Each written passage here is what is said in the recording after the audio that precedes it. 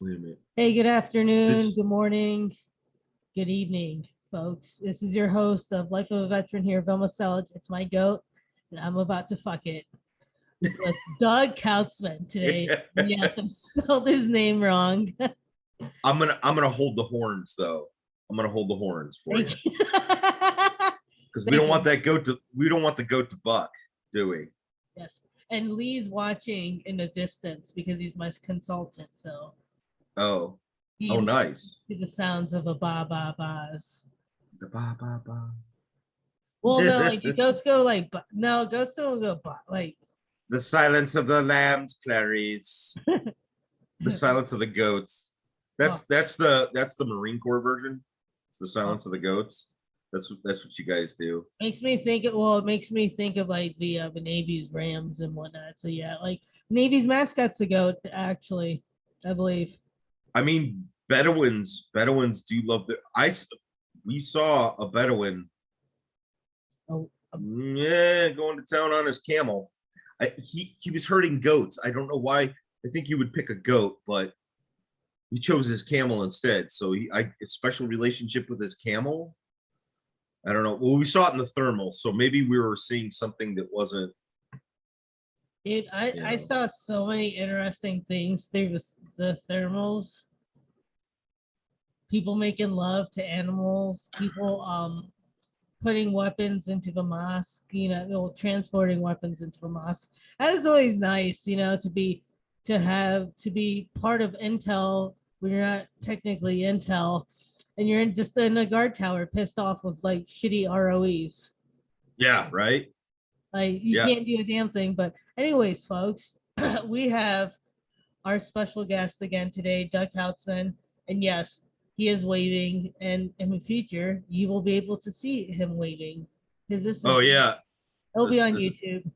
it's a podcast. That's right. Hey, I'm waving everybody like princess. Like Princess a wave. Princess Diana. Dude, you're doing I don't know how like to. hand. Somehow his hand is pregnant. Like that was interesting. Dude, like, yeah, I've got like fat hands. Like, man, I got sausage fingers, No, your fingers look normal through the video like, or whatever. like bratwurst and stuff. It's the German in me. Did Got oh, sausages, sausages. today I'm gonna ask him some questions. Um, interesting fact: Douglas is also known as a cotton baler because of his time with was it with The the 7th Infantry Regiment, 2nd Battalion, 7th Infantry Regiment. thank you, sir. We also, the 3rd Battalion, 7th Infantry Regiment is still around as well, I believe. I believe 3rd 37 is still around. They got moved over to 4th Brigade, 3rd ID. Okay. But 1-7, 1st Battalion got deactivated, so that sucks. When did they become deactivated? Like after? Oh, I think probably like when 3rd ID moved from Germany or some crap like that. So yeah, the Army likes to move units around and rename units, and so 7th Infantry Regiment, like part of our history was we repelled Pickett's charge, but we weren't even the 7th Infantry Regiment at that time. Like we were something else, but we repelled Pickett's charge. I don't know. It's part of our history. So, you know, um, but uh, I digress. Yes, cotton balers, War of 1812, Battle of New Orleans. We were the ones, you see the whites of their eyes, put a cap in that ass. I believe that's what he said, wasn't it? Wasn't it? Don't shoot until you see the whites of their eyes. When you do, put a cap in that ass. Andrew Jackson. I believe Now, that's a direct quote. Put a cap in that ass. what's the history with the Seventh Infantry Regiment and during the Civil War and after the Civil War? Well, like I said, so I think the Civil War we repelled Pickett's charge. Um, you know, God, I let's see. I'm trying to think here. We did something, I think, in the Spanish American War with uh with Teddy. We were part of that.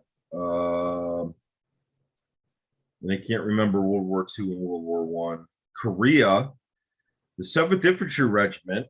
I don't know if you remember a little battle called Chosin Reservoir. As a Marine, I believe you would, Vilma. I remember it because my Uncle Dick Hill was at the Battle of Chosin Reservoir. He was a Marine there at Frozen Chosin, and he does not talk about it. He has said very little to me about it, but he has talked about it to me. The 7th Infantry Regiment was the Army unit that punched open the hole that allowed the Marines that were still alive to retreat. Because they were surrounded. The Chinese launched that surprise attack. I mean, like it was bad. It was really bad, and it was the 7th Infantry Regiment that punched open that hole in Korea. Um, and I didn't know about that until later on, you know. And I was kind of proud, that my unit had that kind of history with my uncle, But yeah, he was at Frozen Chosen, and horrible battle. Um, you know, horrible losses, and Korea, just another failed attempt at nation building for the United States. Yeah. um, Vietnam. I can't remember if we played a big part in Vietnam or not. I would have to. It's been a while since I've done my regimental history. Um, Gulf War, we did. I don't think we played a part in the Gulf War. And fast forward to the invasion of Iraq. So you had 2-7 and 3-7 both in the invasion of Iraq, and we were both battling it out in Baghdad. On the way to Baghdad. Two, 2-7 and 3-7 actually were both part of First Brigade at the time. This was back when Third ID, the invasion. There was only 3 brigades in Third Infantry Division, and so we were both part of the push with First Brigade into Baghdad, and us and our sister battalion were leading the way, kicking ass, taking names, along with 369 Armor. Do not want to forget those guys. Those guys they get 2 scoops of hula too, and yeah, right there. I mean, just really proud to have that kind of history, though. We are first on the Order of Merit list for awards, and I think we both 2-7 and 3-7 both received Presidential Unit Citation Awards for the invasion. So we both got pukas. So, which I was proud of that. I think when I was with 7th Infantry Regiment, or with 2-7, I think we were authorized 4 Presidential Unit Citations. Oh wow. That's a lot. That's a lot of pots. Yeah. Wow. So I mean that tells you right there, like you're wearing a lot of unit awards when you're with and the when you're with Third ID, you wear the Fur de Gloire for Gabor. You wear another cord, infantry wears a blue cord in the Army. That signifies you as being full of caffeine and hate and nicotine. Right. Is wearing a blue cord. But on the other side of your uniform, you wear this red and green with this brass doodad. Is that Fourragère? The French Fourragère. That's what it is. And that was, I think, for World War One. Okay, you guys give a French forage as well too. Okay, Yeah, yeah. because certain Marine units, um, And even though you know what? I bet somebody has the orders if I ask for it. I have to get my DD 214 updated. I'm authorized a NUC oh wow.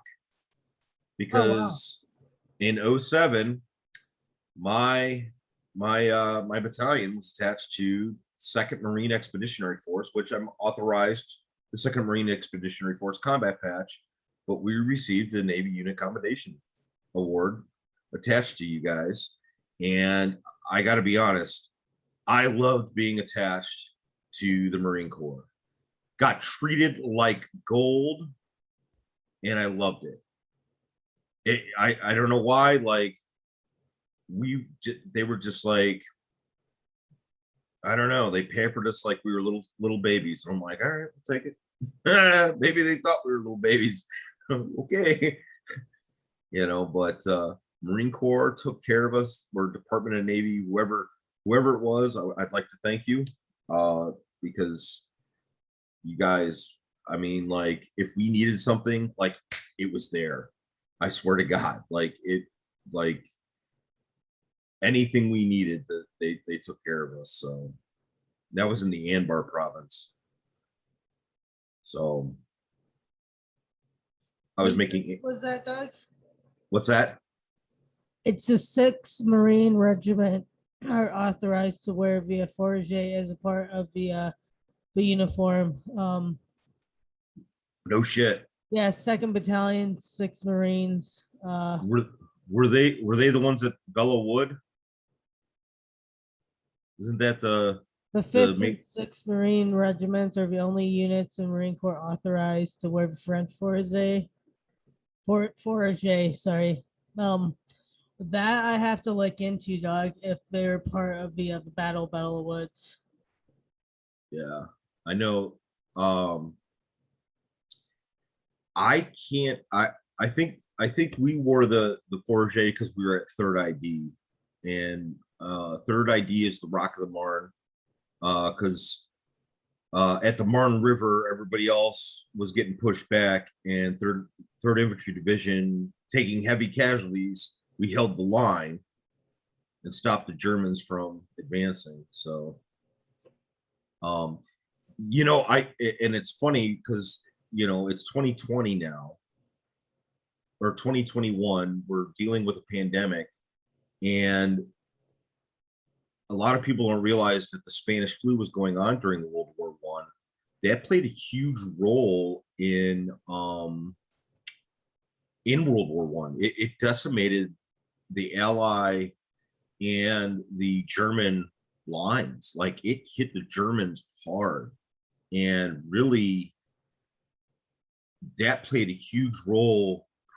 I mean, having fresh life coming from the U.S. troops definitely helped, but it was probably more the Spanish flu that kicked the shit out of the Germans more than anything that stopped the war. Not to take away from our involvement, but they were decimated.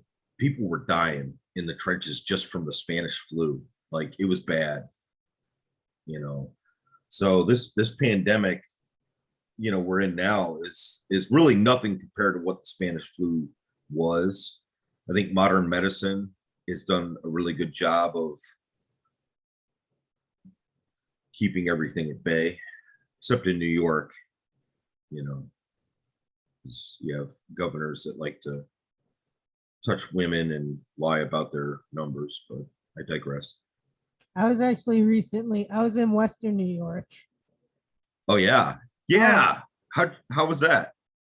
oh man, I got to see Western New York's finest. Western New York's finest. I Think mean, about it. Think about it. Got to see the finest that Western New York has to offer. well, that's Appalachian country still, isn't it? Isn't Yeah, this?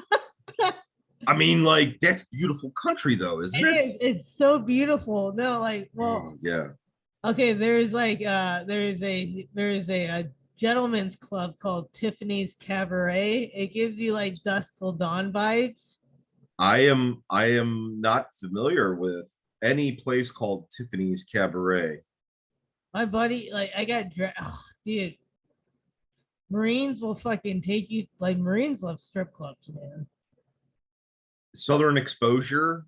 I heard about this place called Southern Exposure on the way from Savannah, Georgia to Cleveland. It's somewhere in West Virginia, I believe. Oh, okay. There's two stops along the way. Um, yeah. Supposedly, there's a little person that dances somewhere in West Virginia. Oh God. Her I name's bet Bridget. Bridget the midget. Yeah. Yeah. I thought she was doing porn. I mean, I heard allegedly. Allegedly. I mean, okay, well, allegedly, I seen dancers last weekend. Allegedly, How was that? allegedly, it was okay. It was fun. I kind of quit going to strip clubs because them bitches take my money. I fall for it every time. I'm a single mother. All right.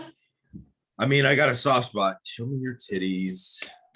Damn single I didn't mothers. spend that much. Allegedly, I got upset a little bit, but I didn't say anything. What They if a weren't shit. but dancers didn't shape their legs, man? So like it's kind of like be a little allegedly be a little professional. Yeah, what the fuck, yo? Like, damn, dude, I don't care like where you're at, like, it's New Are you York allowed to City everywhere. are you allowed to put a Fanta plug in? Yeah, I didn't know you're still drinking pop. No, I am because I use it to mix with my illegal alcohol that I have in my fridge. Got moonshine and potato vodka my buddy made. Oh, His name nice. is Brent Beck. He lives in Cincinnati, Ohio. His address is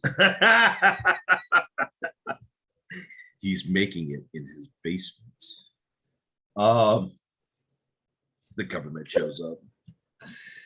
Daddy, why are you going to jail? Oh shit. That's Yeah, that's fucked up.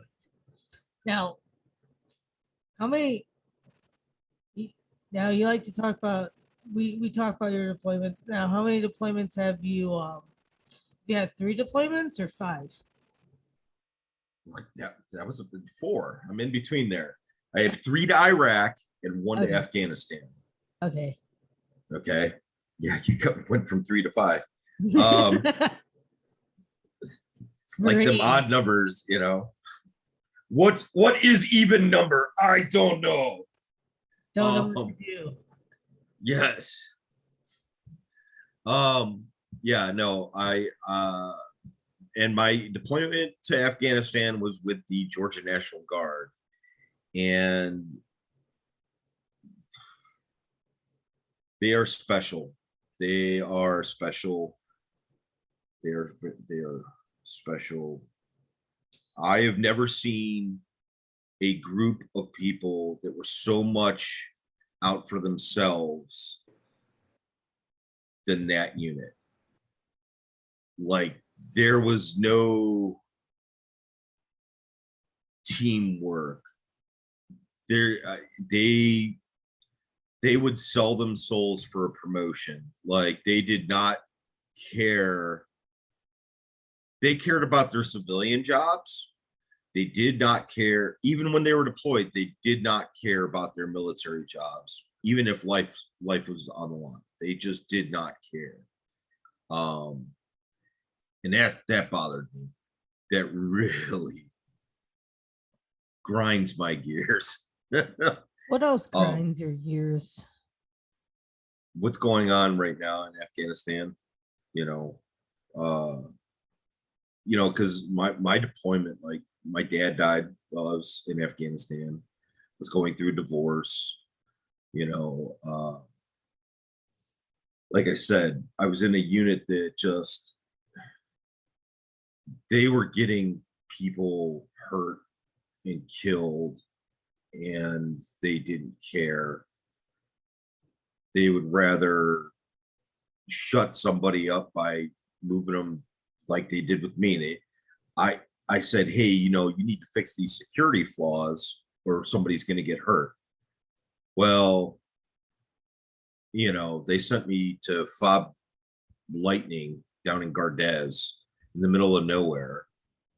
And I ended up, they sent 6 or 7 of us down there to do the job of like 20. So I was doing the job of flight ops, and I was the Joint Operations Center NCOIC. Okay. Which was like, I'd been busted down to E4 at that time because I had told the first sergeant when I was on active duty, a while ago where to stick it. But yeah, me, I'm an angry person. Were you a corporal or a specialist at that point? Specialist. Okay. Corporal, you have to file paper. Nobody wants to do that. It's bureaucracy. So I was doing the job of like 3 pay grades above me, and I was doing flight ops. So I was doing 2 jobs in this little fob out in the middle of nowhere. And like all this shit's going on. Bo Bergdahl, that's when he went missing. Oh, so yeah. Like doing flight ops, I see all the medevacs going on. Right. And I'm like, what the fuck is going on with all these fucking medevacs? Like we're just seeing medevacs. Yeah, it was people out fucking looking for goddamn Bo Bergdahl. That fucking piece of shit. Yeah, I'm gonna say it. I wish the Taliban would have kept him. You know what? Here, you keep Bo Bergdahl, we'll keep Afghanistan. It's a fair trade, right? So I agree. At least, so I saw there was an avalanche, and I'm nobody else was helping out, and we actually were helping people. An avalanche happened, trapped a bunch of Afghan people. We were actually sending in helicopter crews to lift people out to safety. The people that were trapped, like we were sending air crews. So I'm watching it on the, watching all this shit happen and everything. But yeah, so like, we had medevacs and shit like that come through.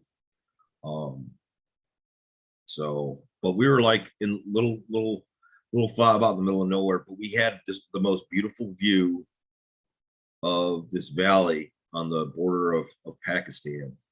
And it was just absolutely beautiful. Nobody fucked with us either.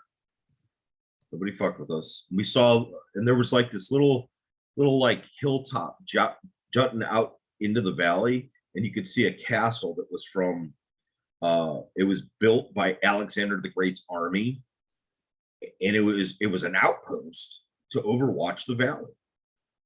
And that should tell you right there, if the Macedonians are not ruling Afghanistan right now, we probably shouldn't have been in Afghanistan. If the Soviets weren't ruling I mean, come on. They have never been conquered. Well, don't forget about the British. Yeah, the British. The Afghan people have never been conquered. The Indians tried to conquer them. Everybody has tried to go into Afghanistan, and it just does not work. It's a bunch of different tribes, man. Yeah, well, it's wild. It's wild lands, bro. Well, Alexander's armies actually tried peace treaties with tribes by making his soldiers marry into the tribes. That's what he did. He had soldiers marry into tribes to create like these peace treaties, so tribes would, capitulate. And even then that shit didn't work. They didn't give a fuck. But I digress. Doug angry, Doug smash, Doug sleep. Do you have any other safe rounds on your thoughts about Afghanistan? Do I have any other safe rounds? Safe rounds? Save rounds. I'm very angry at the way this administration has handled the pullout. I believe I believe Cardi B said it best when she said his pullout game weak. Um, yes, Sleepy Joe, his pullout game is weak. I believe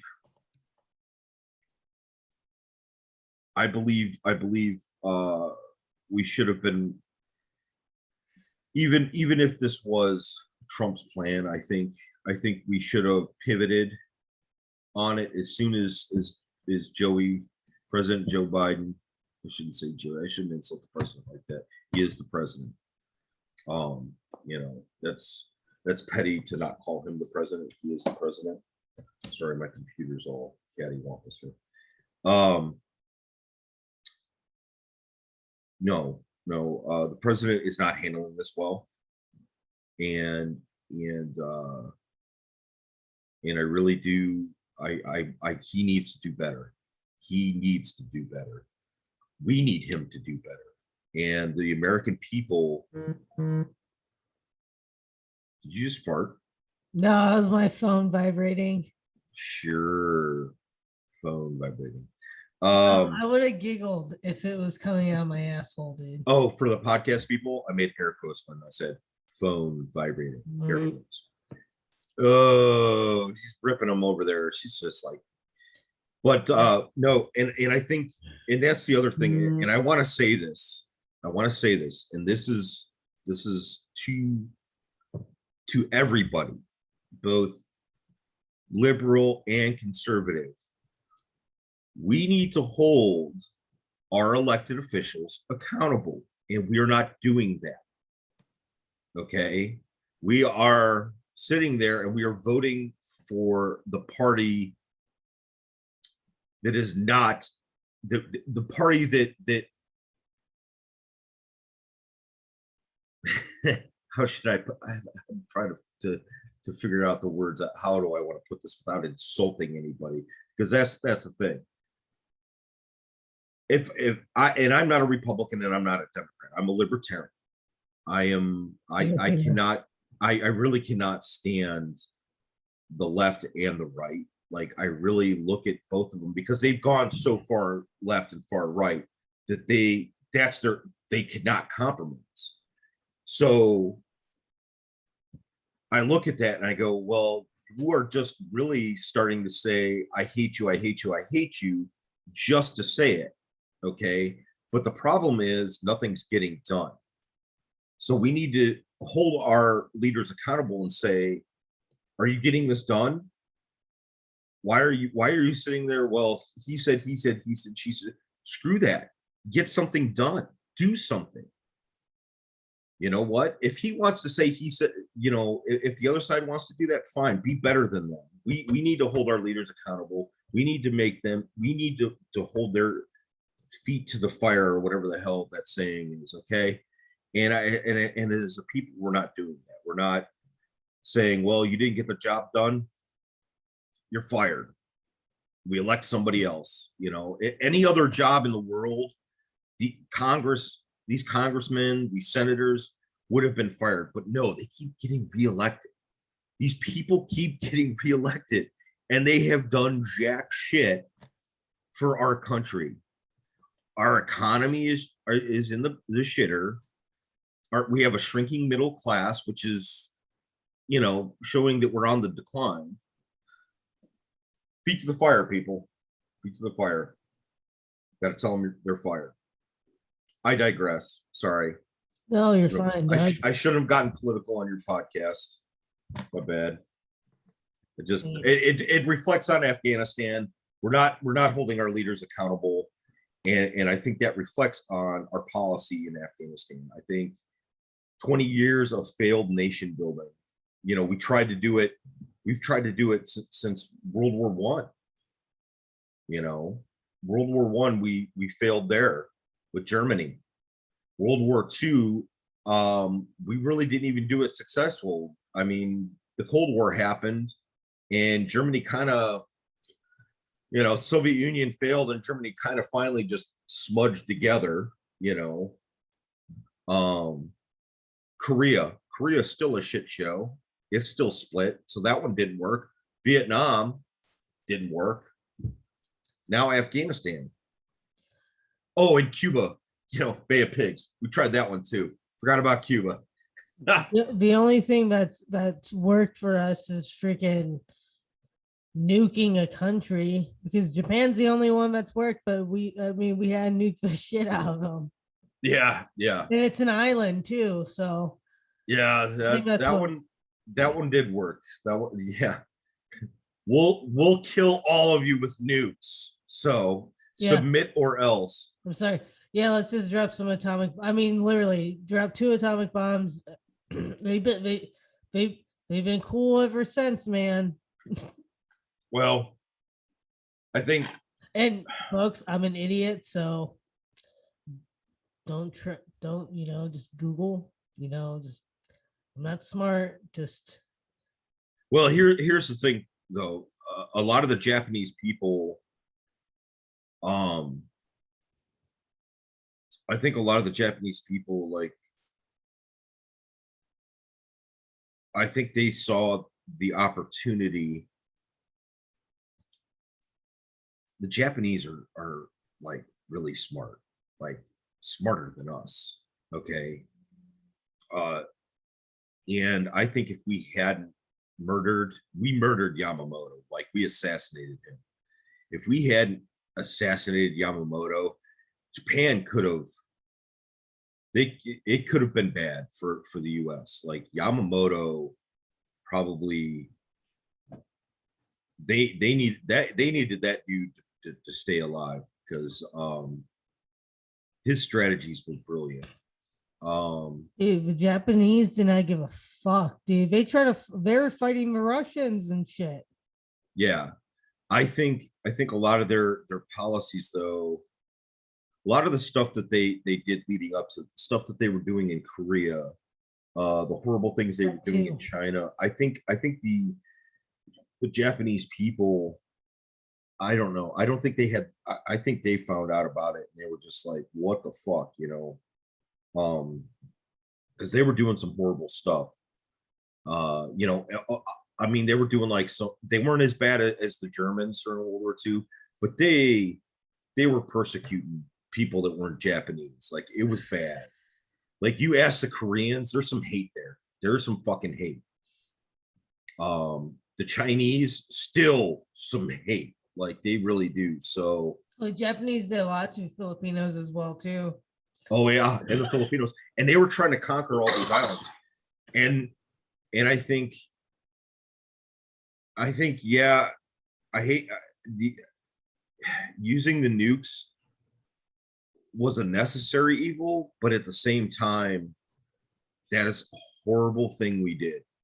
That is a horrible, horrible thing we did. Yes, it saved American lives, but it is a horrible thing we did. And we have to live with that.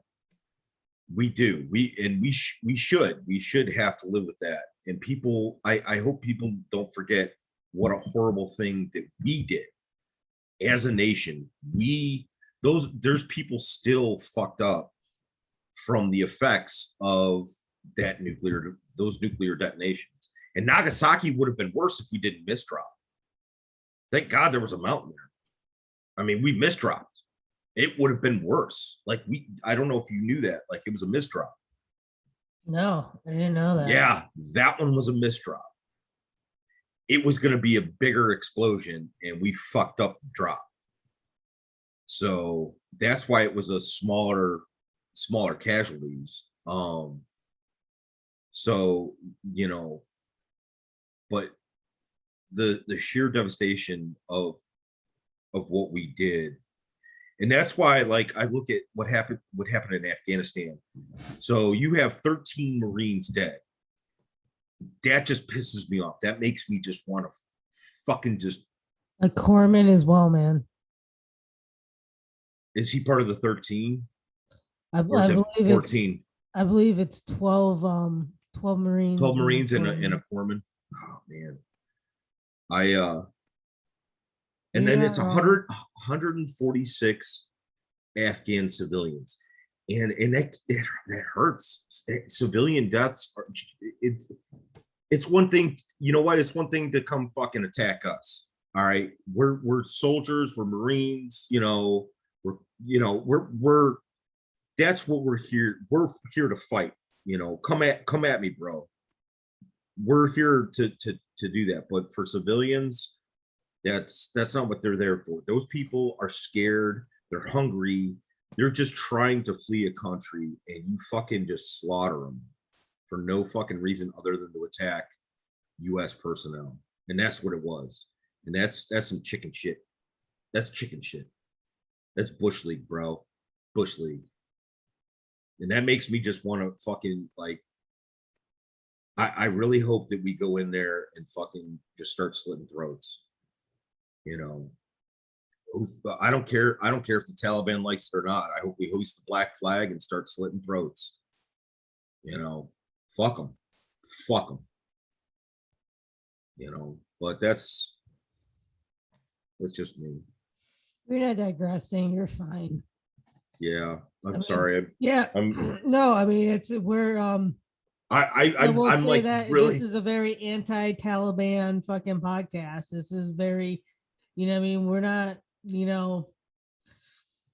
against many things, but we definitely are anti-ISIS, anti-Taliban. We're not into terrorism by no fucking means, obviously.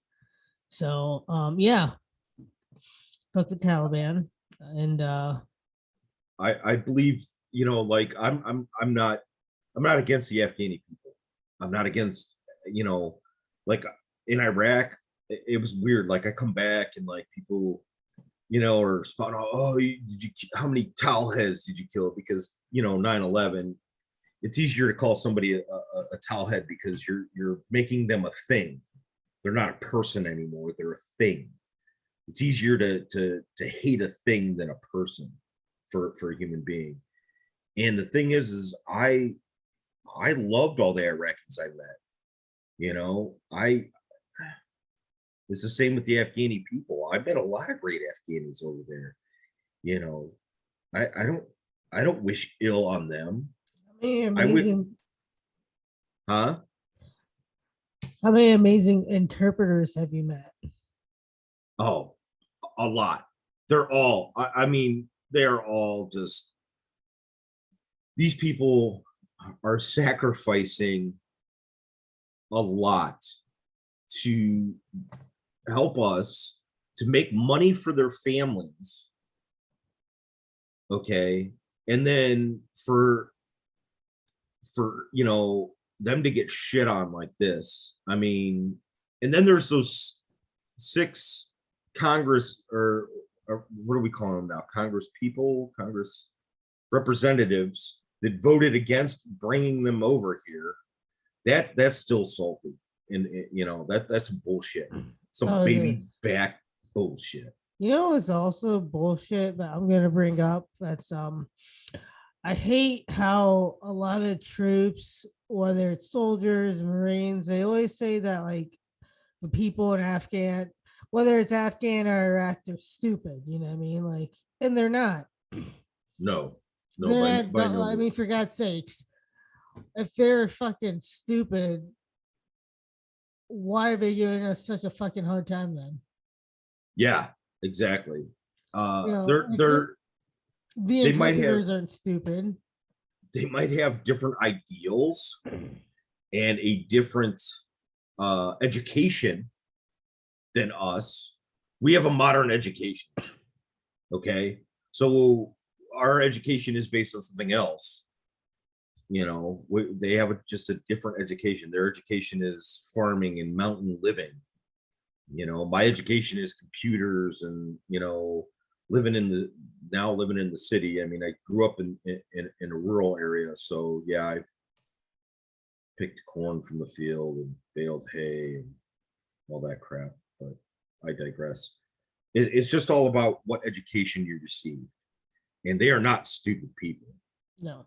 And by thinking they're stupid, you are forgetting your Sun Tzu, and you are underestimating your enemy, and you should not do that. and that is dumb on your part to underestimate your enemy. So never, ever, ever think your enemy's dumb based on their education. Okay, just because their education is different than yours does not mean they're a dumb person. So it's just like you have guys that are in gangs. They may not have graduated high school, but you're damn sure that they fucking keep that dope money straight. They know the count. They know fucking this, that, they're good at keeping books in their head. Keeping a book in their head is so damn complex, but they can do it. That is smart as hell. They could probably go to business school and outdo these Harvard, Yale, Ivy League guys. But you know what? Because of where they grew up and their education, they don't get that chance. Same in Afghanistan. So, people that think Afghanis are dumb, well, just different education.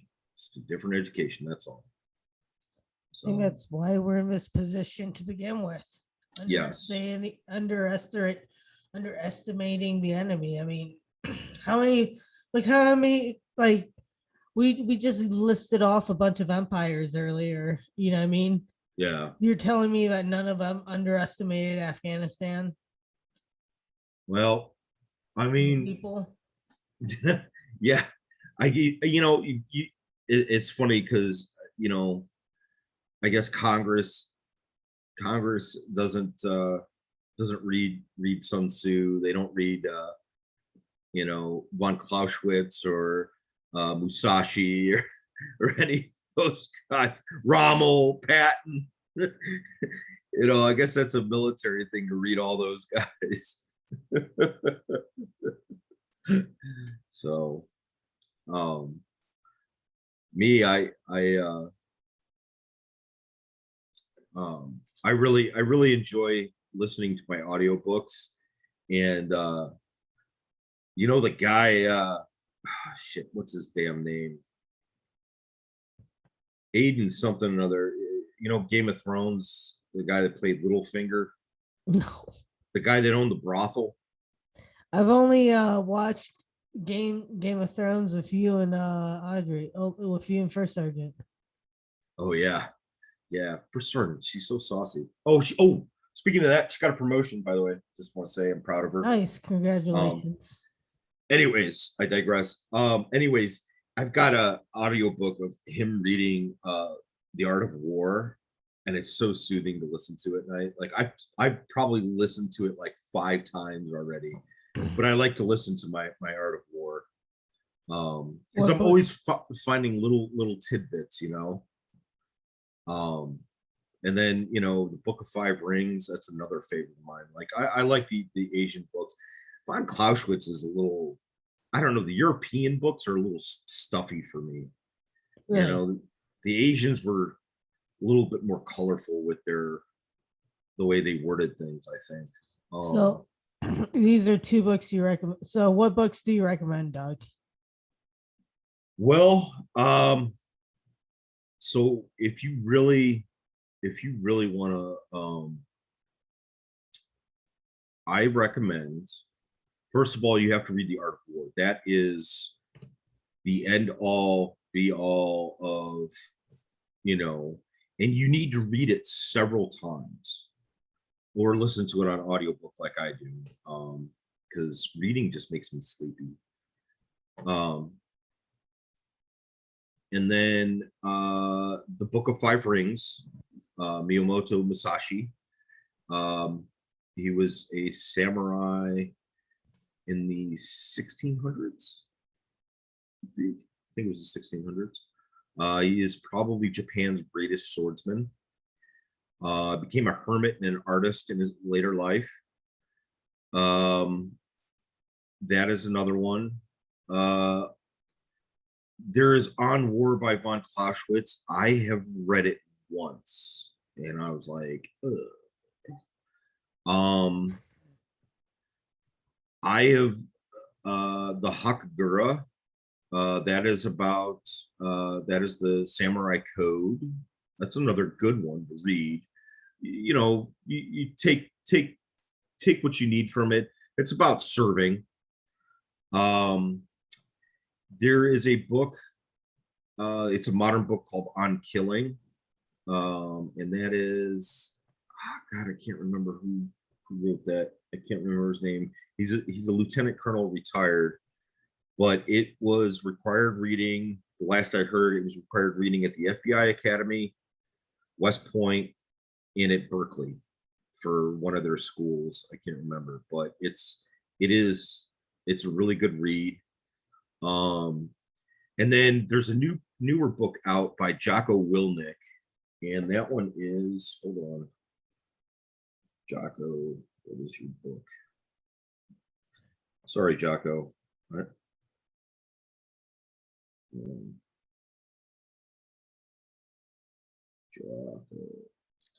Extreme Ownership. That's, yeah.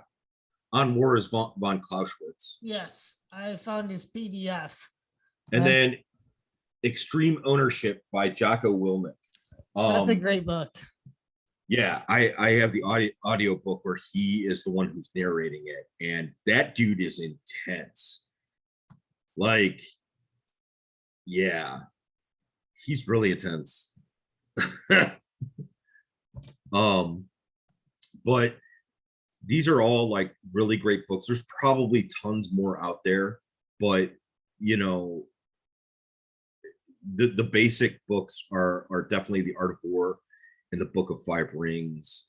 Von Clausewitz is on war, and then Rommel had one, and I have it, and I can't remember what it is.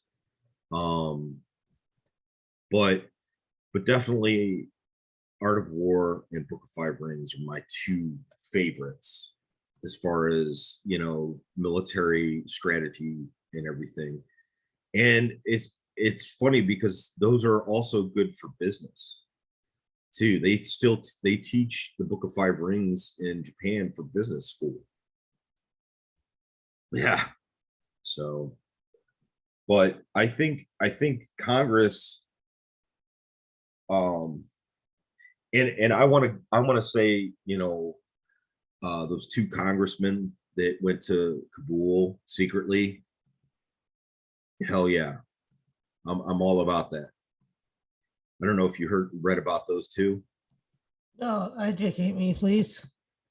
Okay, I'll have to look up their names. But there was two congressmen. They one was a Democrat, one was a Republican, and they went. Let's see here. They are Representative Seth Moulton, Democrat from Massachusetts, and Representative Peter Meyer from Michigan, that state up north. They went on a charter aircraft. They chartered their own aircraft, flew over there to see the state of what was going on. This was before, you know, everything that happened yesterday. And they came back in a joint statement and basically told the president, you need to do better. Like, it's, you know, they were very upset. Let's just say that. And they're both military veterans. So I praise them. I think Congress, I think more people in Congress need to get off their fucking asses,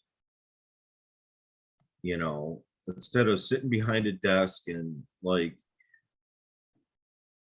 they need to see what's going on in the world instead of, you know, some staffer telling them. Sometimes you need to see it. And I'm glad that these two took the time.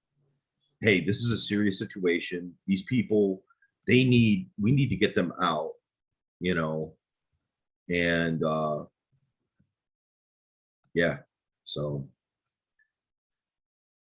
kudos to them. They get 2 scoops of hool for today.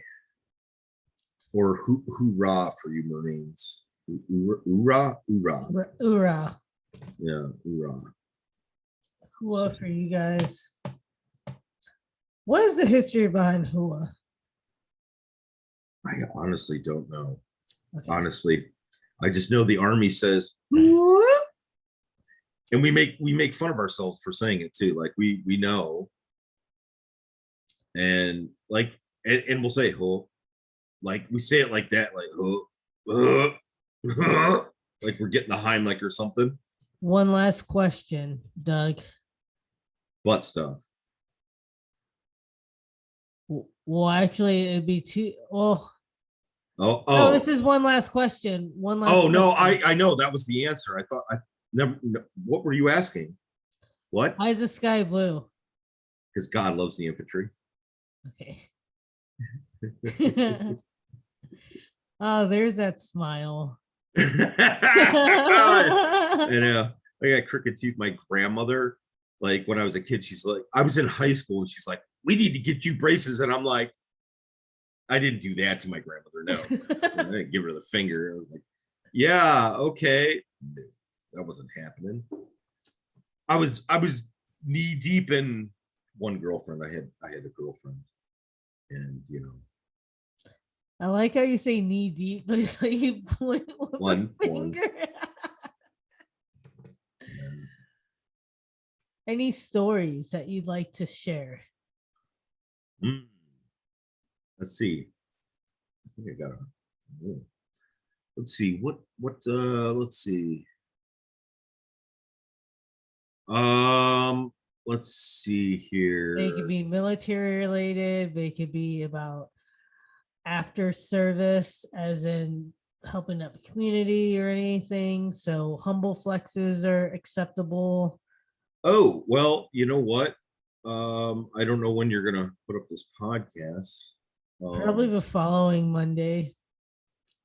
well, in that case, so I is it okay if I plug our CVMA poker run? Yes, absolutely. Plug it in. It's we're Um, towards the end of a podcast anyways. I mean, okay, well, I'm gonna hold up this card, even though people can't. Oh, that's horrible. You can't really see. okay, there you Anyways, go. That was good. Like you tilted it just right so people could see the poker run. all right. So September 18th of 2021, we're going to have our first inaugural poker run. This is CVMA Chapter 12-7. It is a CVMA sanctioned event. There will be a pig roast after. The American Legion Riders of Post 112 will be providing the pig and the roast. VFW Post 1500 is where it's going to start and end out in Willoughby. Okay, it's $20 per rider, $10 for the passenger, and $15 if you're going to have food only. It's going to be a cash bar. We're going to have a 50-50 raffle, a reverse raffle, and we're going to have silent auction. $500 best hand, $200 worst hand. So yeah, ride will start and end at the Willoughby VFW Post 1500. That's it on Pelton Road in Willoughby, Ohio. Um, and and food is included in. So if you are doing the poker run, the food's included. So with your $20 or $10 rider, food's included with that. What day is this again? This is on the 18th, 9 a.m. to 10:30 is registration. 11 a.m. is first bike out. So kickstands up, first bike out, and we're doing it as one big group. And I get to be the tail gunner. Isn't that great? So it is September 18th. Like I said, registration starts at 9 a.m. And we will be doing a silent auction. I know there will be a couple booze baskets auctioned off. We will have a booze ring toss for all you drinkers out there. Barbecue basket that me and my buddy are donating. So it's going to have $100 gift card to Omaha Steaks, which they have out in Rocky River, and then some like grilling stuff. It's a grilling basket, not a barbecue basket, grilling basket. A bunch of other prizes and stuff for the silent auction. We'll have merchandise there. We'll have a bunch of local businesses selling stuff there too at Post 1500. It's going to be a fun time. So September 18th, 9 a.m. Willoughby Post VFW Post 1500. And stay for the pig roast. We should be eating around 4 p.m. for those that just want to eat. So I'll be there about 4 p.m. then. yeah. Oh yeah. Send me a text on seriously, send me like a text that day. Like what time, like you can pre-register on our website too if you want to. You can okay. That's www.cvma12-7.org. Damn, I won't be there till 6 o'clock. Actually, I volunteer on Saturdays. That's fine. There will be plenty of food. And I have already gone to the Legion Riders Post 112 pig roast, and they cook a mean pig. Like they have the whole thing down. Oh my God, it is so good. Their pulled pork, like it is phenomenal. That's a good pig. You know, the Taliban will not be there. It turns out they don't like pig. So sucks to be them. They don't know what good pig is. Like, no, they don't. I'm speechless because of just that comment. And then two, I was like looking at the ultimate guide to Chess King.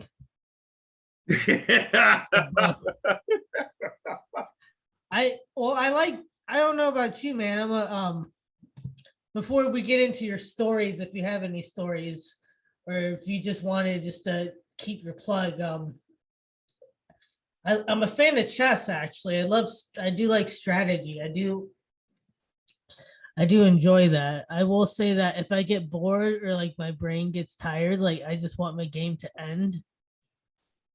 However, there's a chess club out at are you a chess player? No, I suck at chess. I am horrible. I could never get the game of chess down. It just it always confounded me. Every time I think I figured it out, it would kick my ass. So I'm a horrible chess player.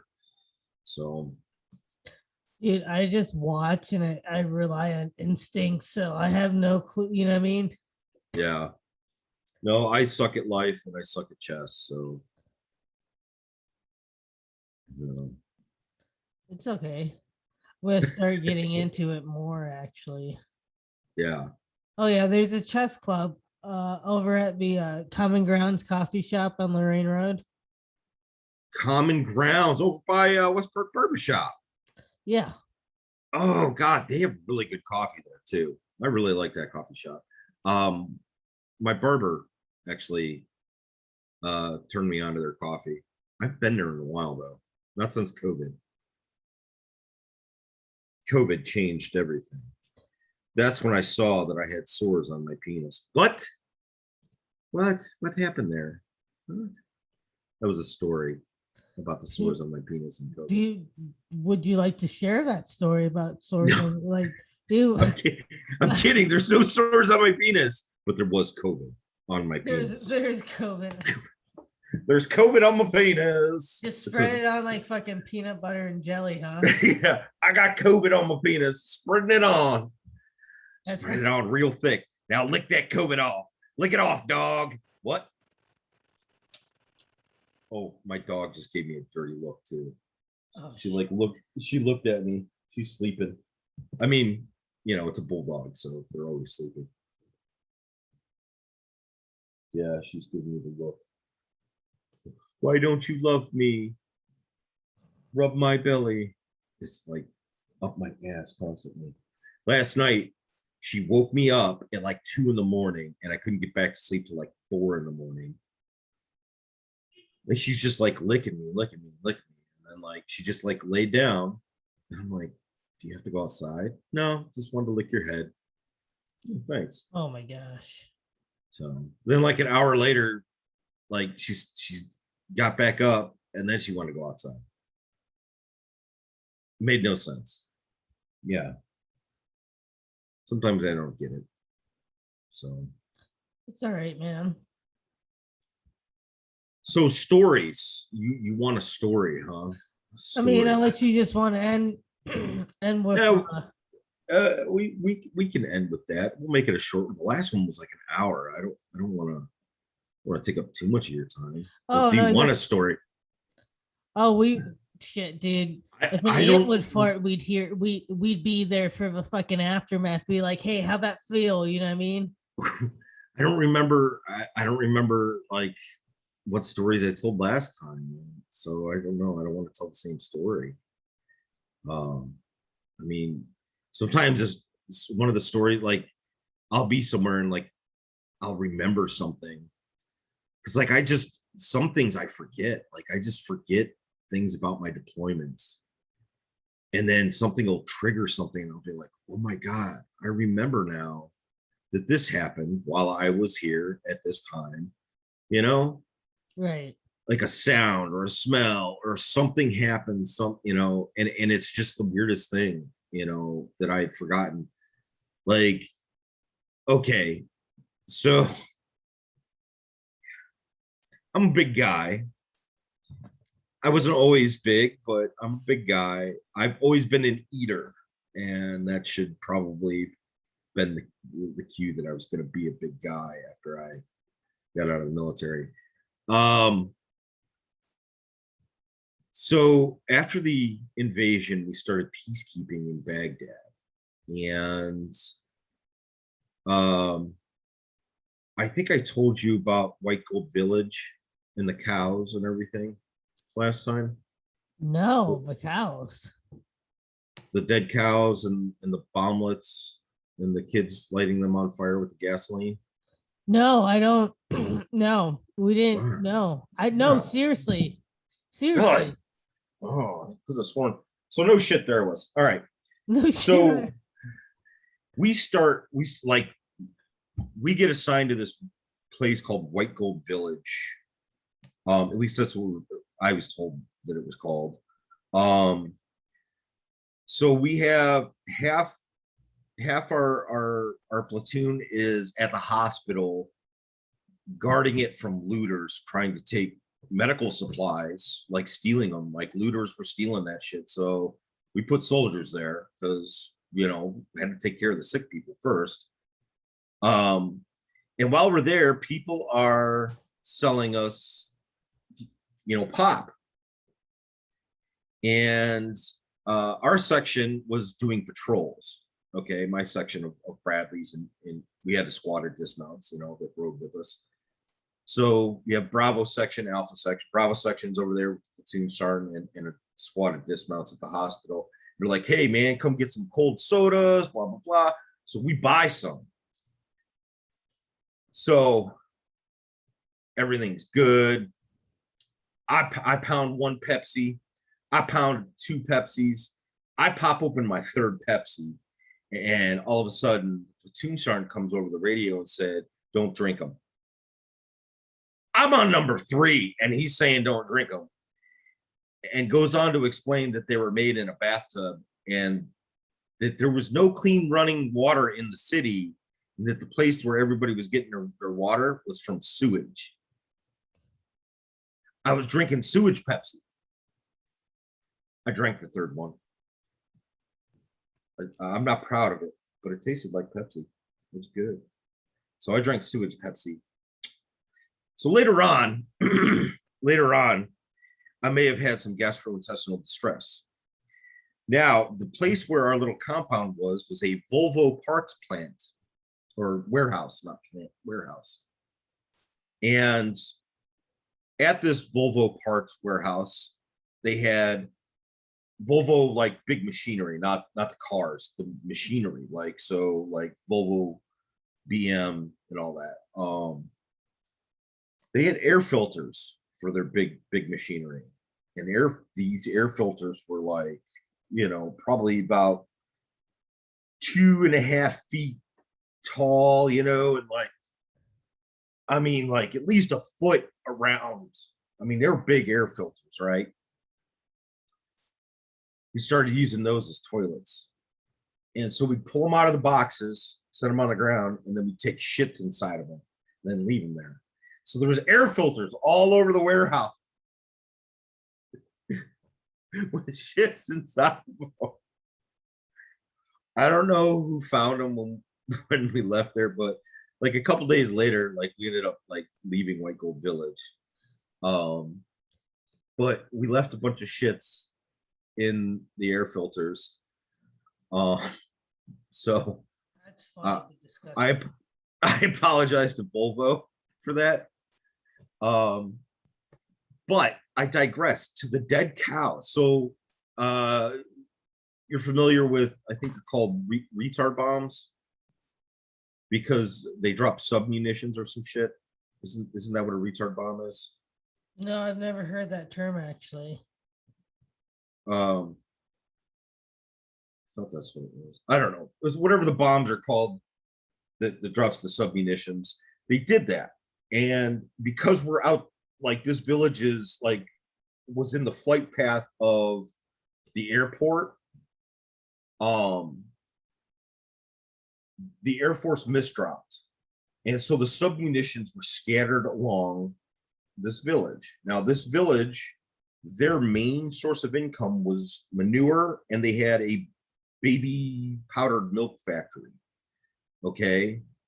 And the weird thing about this baby milk factory was they had chemical suits everywhere, and there was like no signs of baby milk being produced. It was weird. A lot of vials with the skull and crossbones on it, shit in Arabic. But no signs of baby milk being produced. But it was a baby milk factory. Okay. But their main source of income was manure, cow manure. Um, but the problem was these bomblets that misdropped, not all of them exploded. And the cows were like free range cows. They just walked around the town. Well, they would step on the munitions and boom. So there was a bunch of dead cows. It was like 10 dead cows rotting throughout the town before they like locked up their cows, like, they can't go walking around the town anymore. Well, the kids would find these submunitions and they would sit there and pour gasoline on the submunitions and light them on fire and then run away because they thought it was fun to play with. Yeah, these things are killing cows and the kids are lighting them on fire and shit. So one day we're doing a patrol, and this is not about anything getting blown up. We're doing a patrol, and one of the guidances that comes down is allow the people to see you. So driver's hatches are popped open. Both the gunner and the BC are out of their hatches. The dismounts have popped open the back hatch. Like there's a top hatch on the troop compartment that pops open, and they're riding up outside the vehicles. Like we're doing this so the people can see we're people, to kind of show, hey, we're here, blah, blah, blah, blah, blah, that we're actual people. We're not here to it was kind of a weird thing. Anyways, so the dismounts get on the ground, they're walking around and everything. We're just kind of sitting in the vehicle. And they go inside this one house, and one squad leader is on top, and he comes out on top of this one house, and he jumps down into this pile of dirt and sinks up into his chest. Well, he finally gets out of that pile of dirt and walks over to the Bradley, and like he does not look happy. And the reason he doesn't look happy is because that was not a pile of dirt, that was a pile of manure. Yeah, he literally was covered in shit from his chest all the way down. We made him right outside the Bradley. We closed all the hatches back up and just made him right outside the Bradley back to the compound. I think we ended up burning that uniform for him. Damn. Yeah. So there's the White Gold Village. That was our experience there. They also there was a lot of blown up armor on the edge there because that's where Highway 8, I think, came up. I think it was Highway 8. So what deployment was this again? This is the invasion. This is like directly after the invasion. Like we started peacekeeping.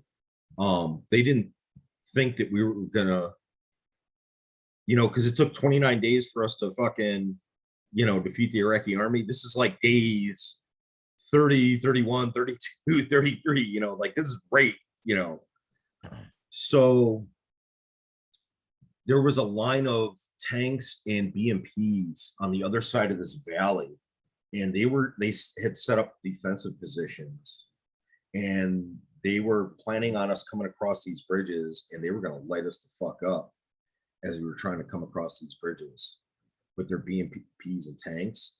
And the problem was they were in these fighting positions, and that's great because we wouldn't have been able to hit them direct on. They forgot about the A-10s that were going to hit them from above. The A-10s, they were just lined straight up in a line. The A-10s just fucking rocked their world.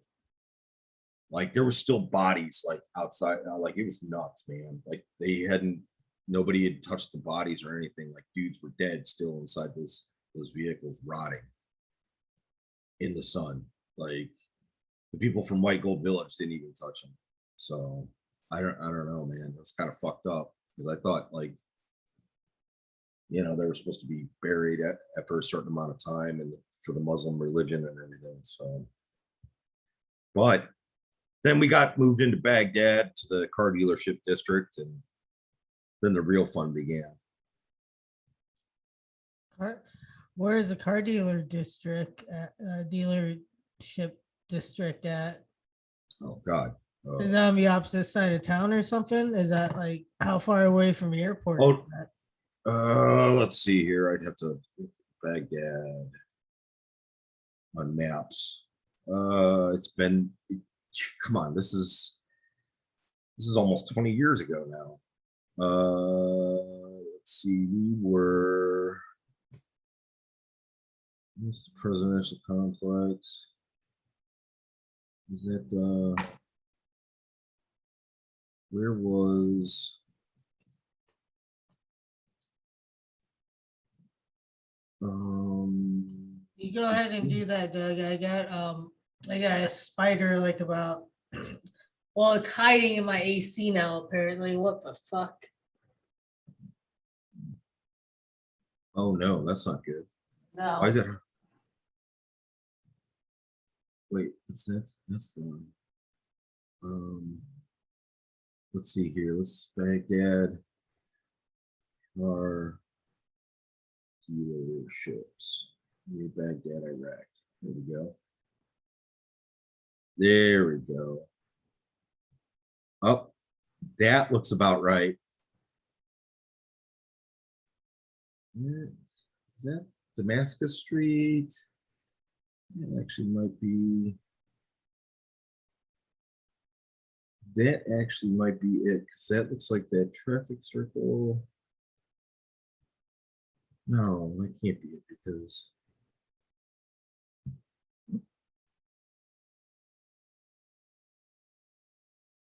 Is it? Is there that weird? No, that can't be it. Okay, so. Nope, that's not it.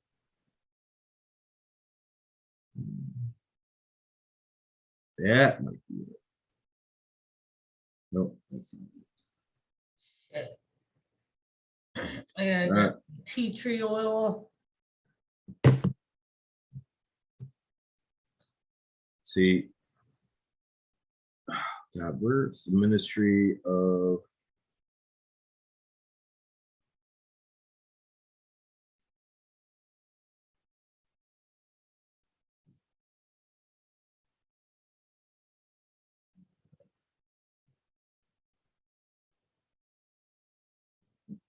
Yeah, I'd have to see Street View.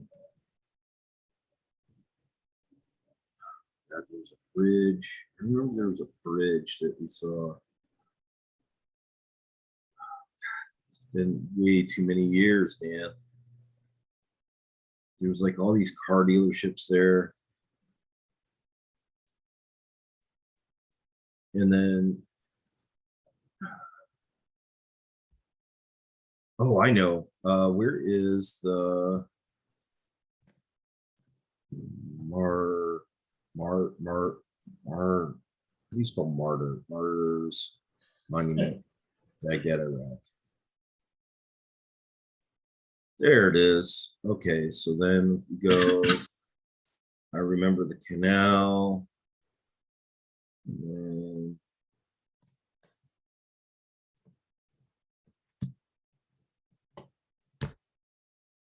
what's that traffic circle?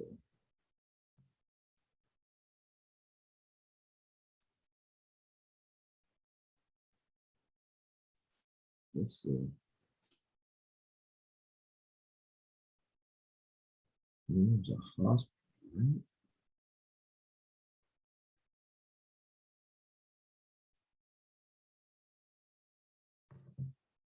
I think. Oh, God. It's like it was like the Ministry of something or another. But it's all changed so fucking much. Where did I'd have to ask? I'd have to ask my buddy where he grew up, because there's the Martyrs Monument, and I thought we were on the other side of this canal, but I might be wrong. Maybe we're on this one.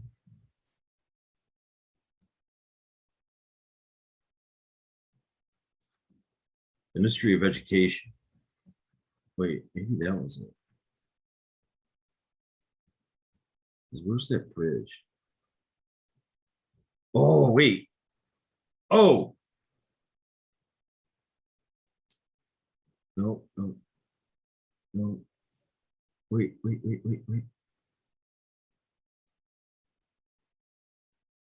Bridge.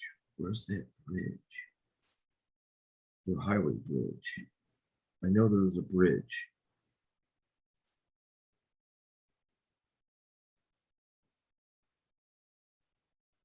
That's it. Right there, I think. That looks right. Yep. Right, maybe. That looks like Hotel Hell. That looks just like Hotel Hell. Yeah. Okay. All right. So that is definitely it. Okay. Now I found where we were.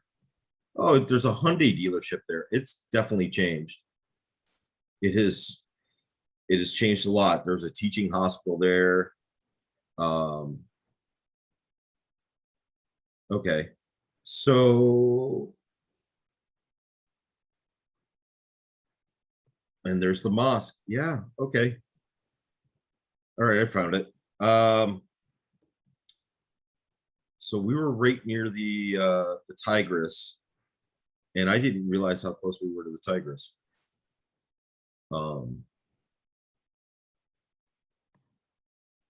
We were.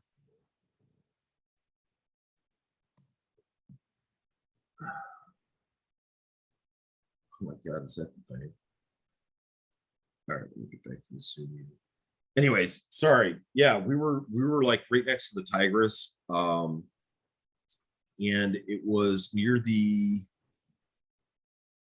what's this building called? Oh, they don't have a picture. We called it Hotel Hell. They call it the, what do they call it? It just says government office. It was like the Ministry of Agriculture. Okay. They have, but it is in the Camp Guyalana area. I don't know what you would call this, but we had a little compound. Like, how do I? Let's see here. What's here? How do I share this? Search nearby. Oh, here we go. Share, copy link, and then I'm gonna share it with you. Watch this. Watch this. I can do this. I'm gonna share it in the chat. Paste.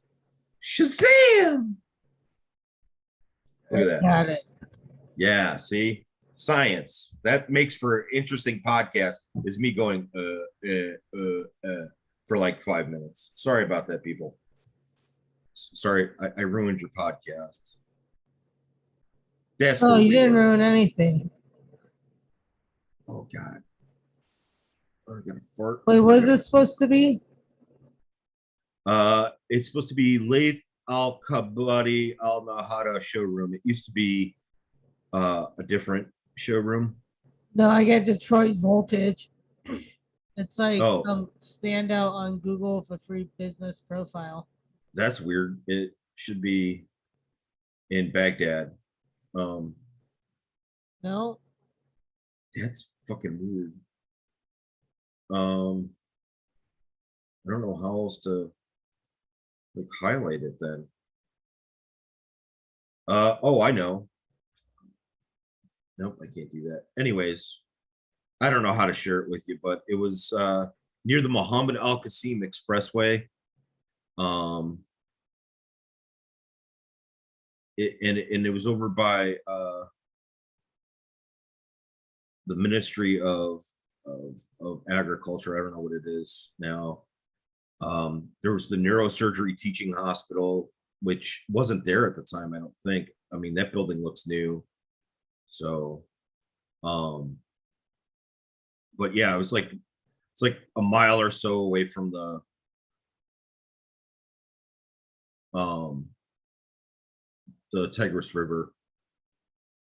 But yeah, we had our compound there. There was a little bank that I guess like they couldn't get into they figured out finally how to get into the vault, but like we were gonna have to blow the vault and everything. And so like we were imagining a bank heist and everything. It was crazy. It was fun times. We were like, man, how could we get this much money out? And we are like, well, we can. But I found a 1965 Chevy Impala at the one car dealership in perfect, shit. in mint condition. It had, I mean, some scratches in the paint, like some like light scratches, but you could buff that shit out. It was in the clear coat. It had the 6 cylinder, not the V8 though, but it was black with the red interior. The interior was still like perfect. No fucking um no rips or tears in any of it. It was still the original, just beautiful car. He wanted $6,500 for it. I just couldn't figure out how to get it out of Baghdad. Well, can you imagine that as a fucking war trophy? Oh God, yeah. I That's mean, like well, the yeah. The guy was great. Like he actually told me a story about Uday. So Uday had his enforcers. Um and the guy's name was Sadar, and he was closing up for the night, and Uday,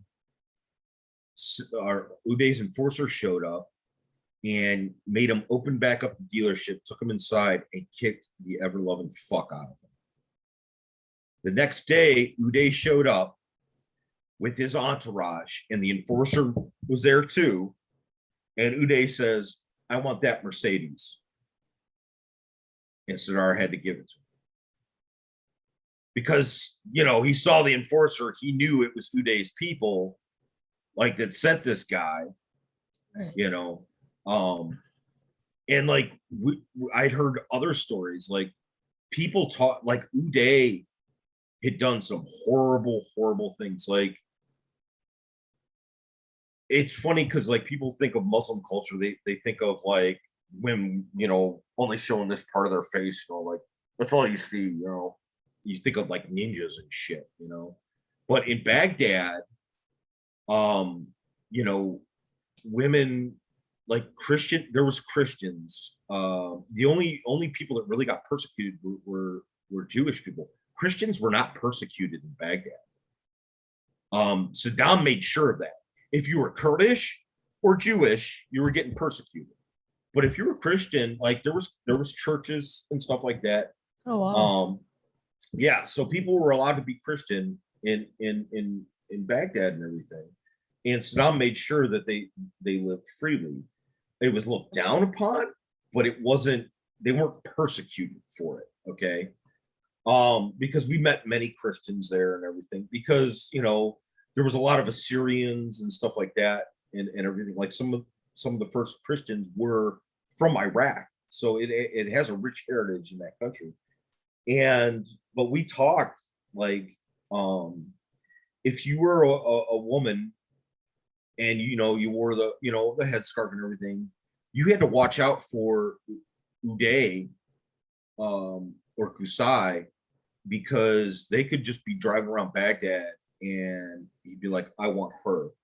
And his men would pick whatever woman up he wanted, and you'd be getting raped that night. Like, that's what would be happening. And he did that every night. So he was raping thousands and thousands of women. Both the sons. We talked with the water polo team. Like, I had an interesting conversation with them. I even shared a shower with them. Okay, so there was no toilet paper. I had to poop really bad at the pool. Yes, there was a pool. They opened up when we moved to Hotel Hell, there was a pool attached to it. And that's where the water polo team used to practice for the Olympics. They never made it to the Olympics because, well, they are shaped like me. You can't have a water polo team that's shaped like me. So great bunch of guys though. So we were talking though, but like they were talking about like they lived in fear of Uday because he was like the head of the Olympic committee for Iraq. Like they went through hell because they did not win a lot of matches. They were not that good. Strong swimmers, I mean, compared to me, me or you, but they have horror stories of what those people did, in Iraq. So, but yeah, I had to poop one day. It's a poop story. And I was at the pool and the entire water polo team was in there after I got done taking the 82nd Airborne to Porcelain Drop Zone. And I dropped an 80 deuce, is what I'm saying. And so I walk into the shower to wash my ass after taking a shit. And there's the whole water polo team. And they turn and they're like, hey, just like that. It was like, like Italians say a, but they said it. Hey, like they were glad to see me. And I couldn't like turn around like, nope. Huh? They didn't know you at all, right? No, they just knew I was American and they were just happy to shower with an American, I guess. So like, I'm just like, okay, I can't turn around now. I got to go shower with the Iraqis. Yeah. Thank God it wasn't Thursday, because you know what happens on Thursday. Man Love Thursday. Yeah, that was yesterday. Man Love Thursday. I know. It's an infantryman's favorite day too, because, we're all gay in the infantry. That you're only gay with combat boots on. Oh, it's not gay though, because we have a dip in. Oh. Yeah. Dude, I'm just thinking about that big ass spider that's hiding behind my fucking AC unit. It's gonna get you tonight. Tonight it's gonna get you. It's gonna jump on you. Here comes the spider. Hi, everybody. My name's Peter, and I'm a spider, and I'm coming to get you. Here I come. I got my little fangs. Choop, choop, choop, choop, choop, choop. Dude, the fangs are the best. Yeah. Hey, Velma, here I come. I'm crawling up your leg. I'm coming to get you. Can you imagine if Alien and like Predator both sounded like that? Oh my God. Yeah. Well, wait, didn't the guy that played Predator also play the alien? I have no clue. I thought it was the same dude. Maybe not. Now I got to Google that shit. Yeah. I don't know. I'm not going to do it on your podcast. I'll do that shit later. But, Shit, dude, we've been digressing the whole fucking podcast. I don't even I like this know. isn't fun. How long? Yes. We went from angry at Afghanistan to poop stories in Iraq. Shit, dude, So it we've been going for a little bit actually. I know we have. Well, I'm a talker, and I apologize for that. No, you're fine. I'm a listener. Is there any other was there any other save rounds before we because I know you're No, researching. I gotta save stories for more times because I'm sure I'll probably be back on. Maybe someday I'll be a co-host. You know. Ooh, Yeah. See. I like that. See. That's strong. Yeah. See. Strong. Are you Maybe good with someday. videos? Me? No. But I did sleep at a Holiday Inn last night, so Ooh. you know. Forget which I slept in at a Best Western last week. That's right. You went to the Appalachians. Dude, it's beautiful. You know, I noticed. You want to know the difference between as soon as you drive from Ohio to the Appalachias? Well, even The in southern banjos. Ohio, do what? The banjos. Oh yeah. Well, Pennsylvania, even now during the summertime, they still have like a little like there's more yellow in their trees or like a little bit more red. You know, they have more color. But here in the state of Ohio, we have more shades of greens. Did you just fart? That was a nice one. Yeah, I wasn't sure if I was gonna shit or fart. Either way, Sounded wet. I was not gonna end the podcast. I was just gonna let it run. I would clean it up later. I was just gonna let poo flow. Like they do on the Tour de France. Just let it flow. Let it flow. Isn't that song from No, it's Let It Frozen? Go. Oh, wow. I was way off then. Let It Flow Man. is well, I think of flow from progressive and I think of flow of Mother Nature. And with that, Yeah. folks, Doug, do you have any words of wisdom or knowledge before we end this? Because we're gonna digress and we're just gonna bullshit some more anyways. Yeah. It always happens that way. You know what? I do have words of wisdom. Be safe, people. Whatever you're doing, be safe. That's it. And with that, folks, we're gonna end it. Thank you so much. Oh, Jesus. Oh, damn.